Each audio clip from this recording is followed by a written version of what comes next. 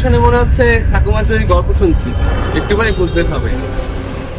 সব কিছু যে সবসময় মিথ্যা হবে তা কিন্তু না, সত্যিও কিন্তু হয়।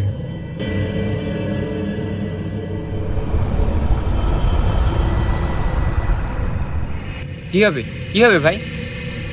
হবে হবে একটা বড় ঘোড়ার ডিম।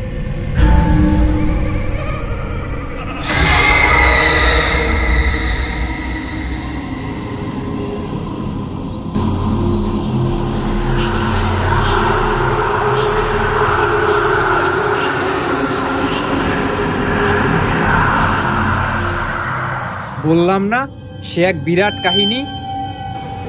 তবে তোরা যাই বলিস, আমার কিন্তু একটু একটু ভয় ভয় করছে। আপনার মস্তিষ্ক এখন পুনর্নির্মাণ প্রক্রিয়ায়। স্বাগতম নরকে।